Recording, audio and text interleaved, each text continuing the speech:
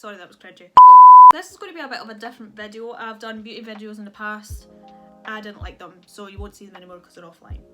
But I wanted to get into true crime. I've always been interested in true crime. I don't love watching it, but it's so interesting. I watch true crime mostly on YouTube, and I do watch some beauty videos. I actually do solely makeup on my Instagram. I will leave that here so you can go visit it. And yeah, so I kind of wanted to put them together. I know they don't go together, but I like doing my makeup and I like true crime. So I was actually inspired by Bailey Sarian and Kaylee, which I will leave everyone that I watch down below in the description box, and please check them out because they do really good videos. So I apologise if this is all over the place. It's my first proper video, first ever true crime, first trying to research everything and remember everything, along with trying to do my makeup at the same time. I'm not trying to put makeup along with true crime. I am aware they don't go together. I'm not going to be talking about my makeup at all in the video. Everything that I use will be linked down below. I solely want to focus on the crimes because these are true crimes and it was real people that this happened to, so I don't want to take away from that. I'm going to put a disclaimer up on the screen. Please take a minute to read it, and then we'll just get into the video after that.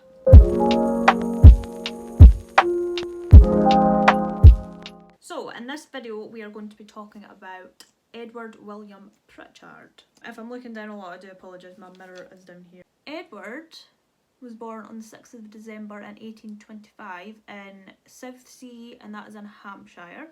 He was born into a naval family, and his name was John White Pritchard, and he was a captain in the Navy. It doesn't say much about his mum. I'm not sure why, but this case was a long time ago, so it could be to do with that. There's not really much on his background. It doesn't mention his mum at all. It might in other articles, but the ones that I was researching, I couldn't see anything about his mum. But his dad's captain in the Navy, and at the age of 15, I don't have much information before that, he studied at King's College Hospital, which is in London, and he graduated there in 1846, and then he joined the Royal Navy as an assistant surgeon. So it was said that, quote, "On the surface, Dr. Pritchard was well-mannered and respectable, and that he was a kind man who was a loving husband and who adored his wife and family." But as we get more into the story, you'll realise that that was not true. But that's how people saw him, because he then eventually became a doctor, so a lot of people respected him and didn't think that a doctor would then go on to do what he did. So he was in the Navy, and then while he was on leave, that was where he actually met his soon-to-be wife, Mary Jane Taylor, who was the daughter of a silk merchant in Edinburgh, but she was actually staying at her uncle's house at the time. So that's how she ended up in Hampshire. That is where they met. The ladies of the town actually organised a ball, and they both ended up going, and that's how they met. And not long after that, they fell in love and they got married in 1851. And after 4 years, Edward ended up quitting the Navy. It says he opened his practice in, like, his first practice in Yorkshire, but some others say he just got a job, so I'm not sure what's the most accurate thing, but he got a job as a GP surgeon anyway in Yorkshire. So when he opened his first practice in Yorkshire, the couple moved to Warburton, and everything that I can't pronounce I will put down here just so I don't seem so stupid, but you know. Yeah, so they moved to Warburton, and that's where they purchased their first house, but they actually got a loan from Mary's parents to be able to purchase the house. They actually went on to have 5 children. Their names were Jane, Charles, Horatio, William and Zelia? I'm not sure how to pronounce that. They had their 6th child, which was named Catherine, but she died after just 3 months. It doesn't say how she died, I'm not sure. And she was buried in All Saints Churchyard in Hunmanby. Obviously, I'm going to butcher a lot of things, so just bear with me. I'm sure I'll get corrected in the comments. So, it is apparently that his medical qualifications were fake. I'm not sure if this is true, but this is just what I saw. So, apparently he actually bought his diploma from the University of Erlangen in Germany. So, who really knows what the truth is and how he managed to open his own practice and do treatments on all these people if his qualification was fake. But this was a long time ago, so there's probably less checks on things like that, which I think there should have been more checks, but whatever. So the timeline of this, there's a lot missing. I tried to find out as much as I could, but like I said, this was a long time ago, so if I'm missing anything and you know, feel free to comment anything that I've missed out. But we're going to skip to 1860. That is where the family actually moved to Glasgow. The reasons for the move-in are unknown, but apparently it was speculated that he had a lot of debt back in Yorkshire and he was being very inappropriate with the patients that he had and was having affairs with married women. So he basically ran away from all that and moved to Glasgow. While waiting on their house being prepared when they moved to Glasgow, they were actually staying with Mary's parents. They were totally unaware of everything that was happening, like the affairs and the debt and everything. They apparently still saw him as an idol and they really thought highly of Edward. So I think that's how most people viewed him. He maybe was good at putting on a front and kept a lot of secrets, I think, about what he was up to, but eventually, as we get further into the story, these secrets will come out and Edward won't be so cocky anymore. It's said that Edward tried to join the city's elite medical societies, but failed. I don't know if that was because they found out about his medical qualification or what, or if there was rumours going around. Basically they didn't want anything to do with it, and when he was like chatting to people he always like made up stories that made him seem like he was popular with like celebrities and all that kind of jazz, so he liked to big himself up. So he actually claimed that his brother was the Governor General of Ceylon, I don't know, I'll leave it there. And he had a close personal relationship with the Italian liberator Garibaldi, I think that's how you say that name. He even had a cane which he got, whether this Garibaldi person did it or whether he just did that so he could tell the story. It said that, quote, presented by, I don't know if that's meant to be G-E-N or Jen, Garibaldi to Edward William Pritchard. So he had that on a cane which he walked about everywhere because he liked to tell that story. So he just seemed like he liked the attention that he got from everyone from telling all these lavish stories that no one really knows whether they were true or not. So that is kind of gives you an idea of what person Edward really was. So in 1863 they were in their house and they lived at 11 Berkeley Terrace, I think that's how you pronounce that, which included an attic quarters. I'll see if I can find a photo of what the house was like and I'll try and put as many photos as I can in just to give you a rough idea of what it was like. It doesn't say much about the children at the time. I think they stayed with them, but it doesn't mention them at all throughout the research that I was doing. So we're just gonna think that they were staying with them because it doesn't say that they moved out.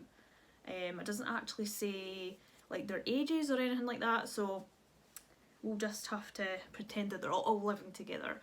So it was Edward, his wife Mary Jane, and they also had a servant who was 25 and her name was Elizabeth McGurn, and they also had another maid, which they actually, so the servant and the maid stayed in the attic room. This is when the timeline sort of starts to begin and when people start to get a little bit suspicious of Edward, because on the 6th of May, police officers were on patrol and they spotted a fire coming from the attic.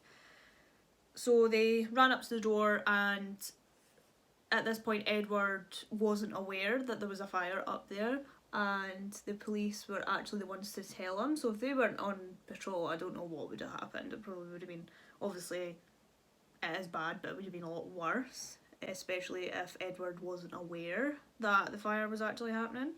So they bang on the door and they alert Edward that there's a fire upstairs, and he remembers that their servant Elizabeth is still upstairs and she's sleeping in the attic. So he runs up the stairs and shouts her name. Unfortunately the flames were too big and he couldn't get up there.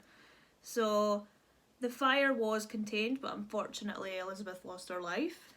The fire was blamed on the gas jet igniting while she was reading in bed, but Edward actually seemed a bit suspicious because his wife and the other maid were not at the house. So it doesn't say where they were.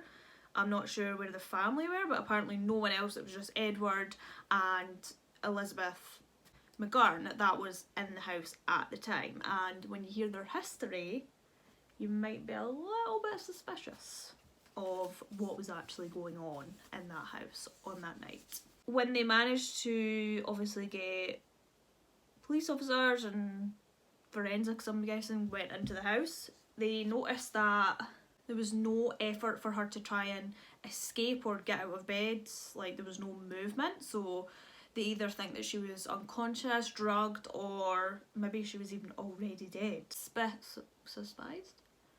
No one's really sure. He got questioned, but there was never a criminal charge done. But apparently there was rumours that he actually had an affair with her and she was pregnant at the time. So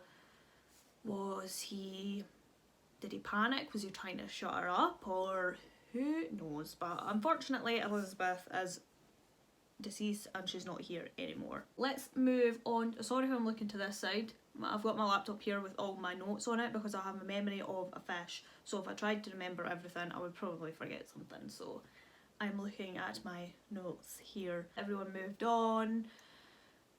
Poor Elizabeth's not there anymore, and Edward just moved on with his life, and basically that was that. There was not much else said about it. I think obviously because there wasn't like a criminal charge, he just got away with it. We don't actually know if he was actually to blame for that. But anyway, after that they then moved to 22 Royal Crescent, which they then hired a new servant, and her name was Mary. I think it was Mary McLeod, I think that's how you say it. So there's Mary Jane, which is the wife, and Mary McLeod, which is the new servant. And of course it wasn't long before Edward made his move, the sketchy man that he is. So Edward has a thing for younger women, we all know that. He is 38 by this point. It was reported that he wasn't the best looking man, not that that makes a difference, like you are attracted to, you're attracted to, but he was 6 foot tall, it was partially balding, he had a comb over, and he had this huge beard. I'll put up a picture. He did think very highly of himself. It was said that he actually went around with postcards, and on the postcards was pictures of himself, but he only handed it out to people that he thought was worthy of getting them. Mary Jane, his wife, they took the children, she took the children to Dunoon. So they left to go there for the whole summer, and Mary the servant was actually only 15 at the time and he was 38, so it is said that they did actually have an affair together. It was also reported that he was too familiar with his female patients that he had in his practice, so he was just a bit of a sleaze. Edward was a sleaze. After all this, the family actually moved again. So they moved into a £2,000 house on 131 Sochi Hall, sorry. But his mother-in-law paid £500 towards the house, and the rest was actually a loan. So then they never paid for the house, which is fine. Mary, the servant, went with them. Now Mary, there's too many Marys. Mary Jane, Edward's wife, actually caught him and Mary, the servant, kissing, and then they later found out in 1864 Mary the servant ended up being pregnant with Edward's child. So 15, pregnant with 38-year-old married man's child. Nothing was said of how Mary, his wife, kind of reacted to that, and if she was going to leave him, or if she just wanted to forget that it was happening, or he claimed that he wouldn't do it again.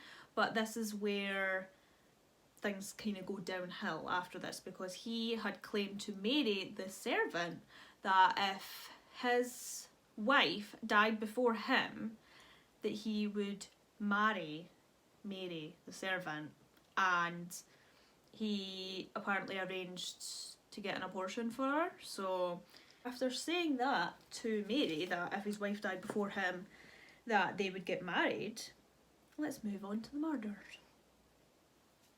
We weren't suspicious enough of Edward. This is when his wife, Mary, falls ill. Yes, after he just said to Mary the servant that if his wife died before him, he would make his move, and his wife becomes ill. After all this happened, his wife becomes really ill and she was being constantly sick, and because Edward is a doctor, Dr. Edward William Pritchard, he was actually the one to treat Mary in the first place. He just diagnosed it as gastric fever. Even though he knew it wasn't that, that was what he diagnosed it as.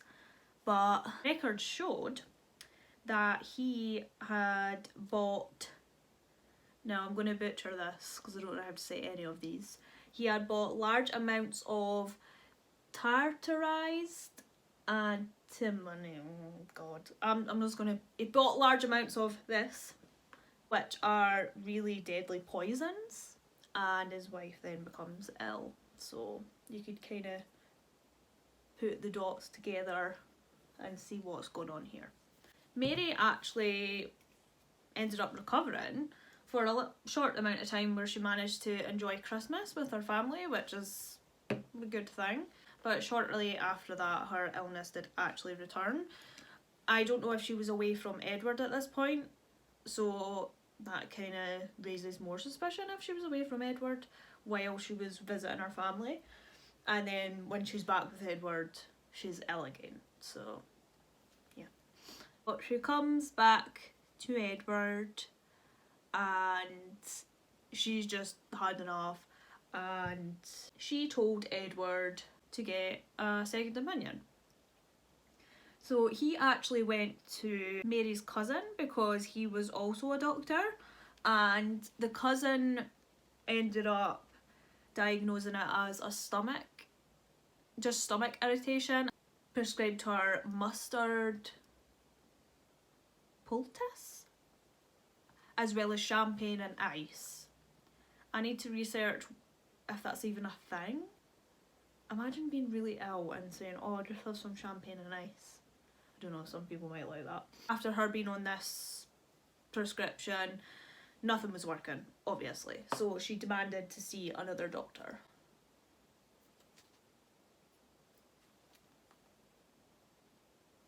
So they then contacted Mary's brother's old university classmate, and his name was Dr. Gardner, and he was actually a professor of medicine at Glasgow University.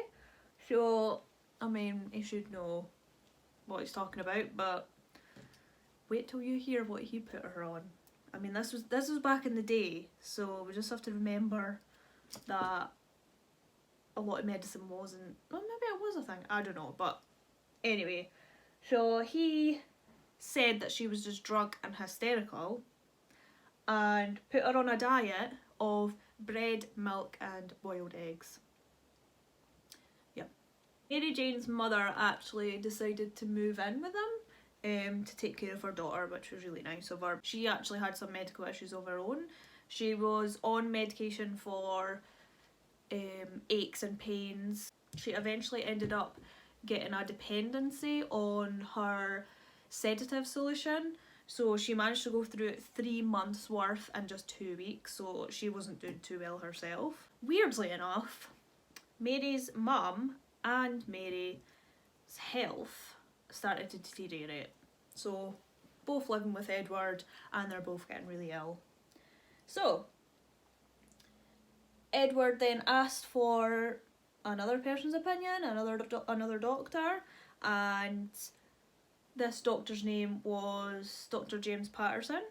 So he just stated that Mary's mum was under the influence of opium, and that was why she was her health was deteriorating. So that was, I mean, it was true, but that wasn't the main cause of why it was deteriorating. So everyone was totally unaware that Edward was giving them huge amounts of the poison, like slowly over time. So it wasn't like a sudden death, it was like slowly and painful. It is conflicting statements, so there's one story that says it was a couple of days after the doctor James Patterson was there, but another source says that it was a couple of hours. So I'm not sure what one you want to go by, but unfortunately after the doctor visited, sadly Mary's mum lost her life and she died on the 25th of February. Edward actually signed the death certificate himself and put it down to paralysis and apoplexy.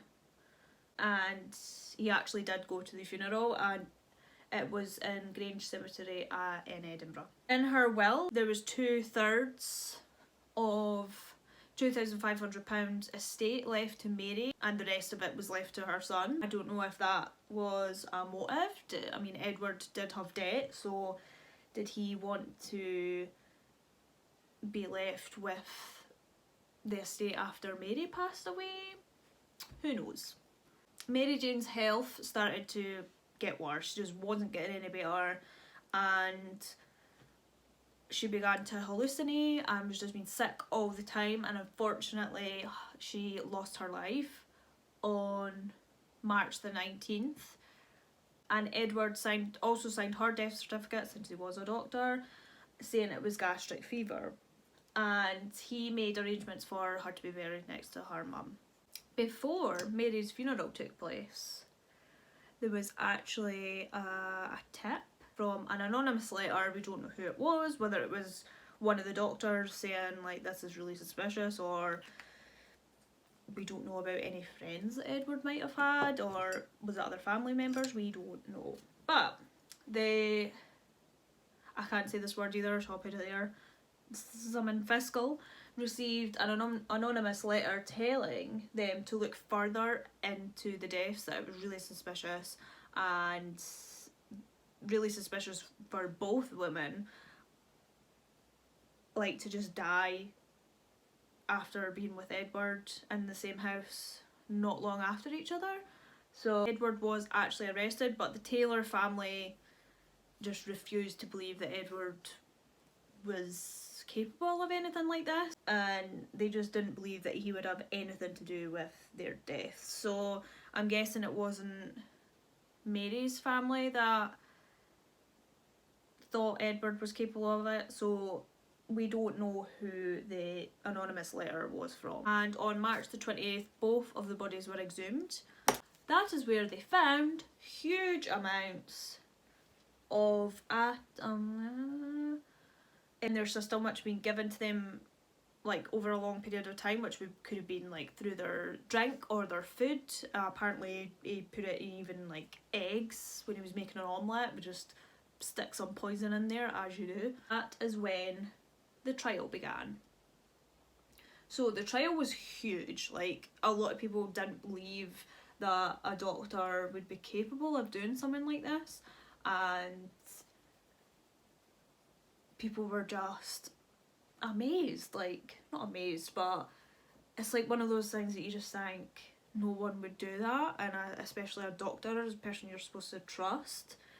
One paper actually reported, quote, "No one who saw intelligent, thoughtful and mild-looking individual seated in the dock on the first morning could be prepared for anything like the consummate villainy and diabolical cruelty which each day brought to light the whole murderous plot." Edward basically tried everything to prove that he was innocent. He even got his 14-year-old daughter and 11-year-old son to testify of how much he loved his wife. Like I said, I didn't really mention where the kids were at this time. I'm guessing they were living with them because of the evidence of the affair with Mary. Everyone knew that that was complete BS. Like, he didn't love his wife, he had plenty of affairs, he was mucking around with patients, and he was just a sleazy man. And then telling Mary that if his wife died before him, they would get married, and then plus the poison in their bodies. Like, who else would be giving them it? The jury only took 1 hour to decide that he was guilty, and Lord Inglis passed the death penalty, so he was sentenced to death. Now, when he left the court, he actually bowed. Yes, he bowed to the crowds that were outside the courtroom because he saw himself as such a great man, and he was just bleh.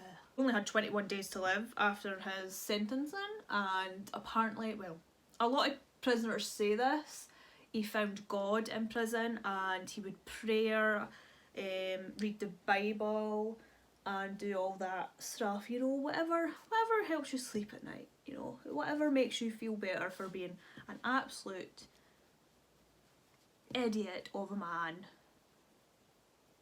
and a murderer.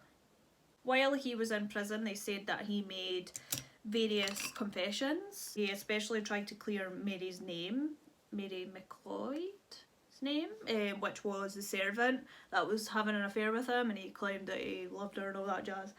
Because there was actually suspicion that she had done it, because she was having his child, and he basically had said that he would have to wait for his wife to die before they got married. So she might have had something to do with it. I don't know what you think, but it could have been a possibility. She was staying with them, the wife would have trusted her, and they could have both been in it together. So, but he confessed and said that basically Mary had nothing to do with it. He said, quote, "The sentence is just. I am guilty of the deaths of my mother-in-law and my wife. I can assign no motive beyond terrible madness. I alone, not Mary McLeod, poisoned my wife." So, he's trying to clear Mary's name and say that he did it. So he actually did confess to the poisons. Finally, on July the 28th, Edward was taken to Gallows Jail Square, that's in Glasgow Green, facing Nelson's Column, that is close to the South Prison. That is where the High Court now is actually built. His hangman was actually known as a legend, so his name was William Calcraft, and he had been in the business for 45 years, and the previous year he had hanged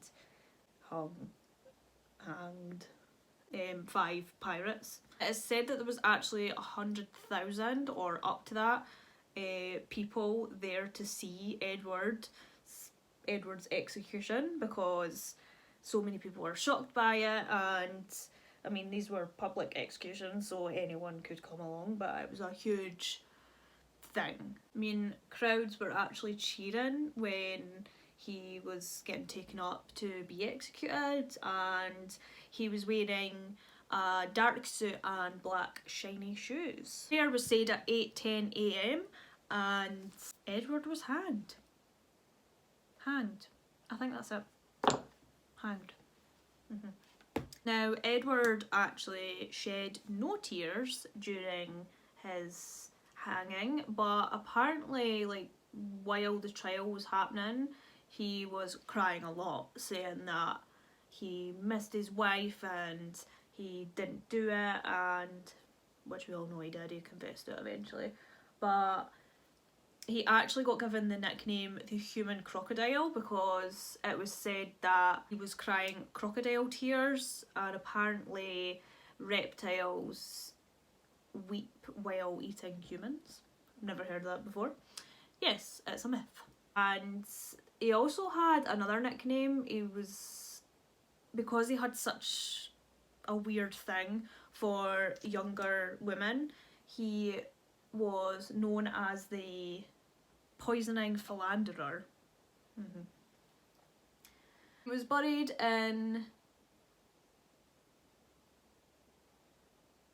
South Prison's murderer's graveyard, which in the graveyard they don't actually put your name on the headstone, they just put your initials, which is fine. They don't deserve to get a nice headstone. And apparently, like, when they started to build the High Court, there were workmen that actually found Edward's shoes under a gravestone that was marked EWP. There were Edward's perfectly preserved black shoes under his headstone, which I think is really creepy.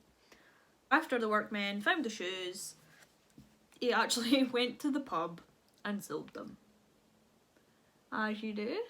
So Edward's execution was actually the last public execution in Scotland in the wake of the Royal Commission report from 1868. All executions in Britain after that were all held in prison. So, it's a little fact for you. That is the end of the video. I feel like I was a little bit all over the place, but I'm kind of still getting used to researching things and trying to remember everything. It's quite a lot, but I hope you enjoyed it either way. I hope you enjoyed just listening to it while I kind of did a simple makeup look along with it.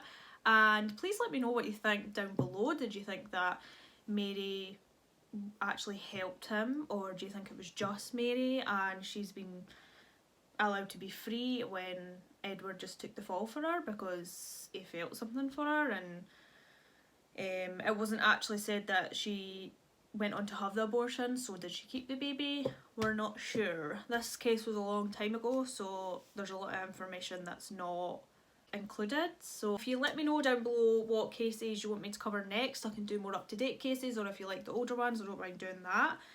But I hope you enjoyed it, and if you want me to keep doing them, please like this video and comment down below anything I can improve on, or like I said, anything else you want to see from me. So thank you so much for watching, and I will see you hopefully next time. Bye!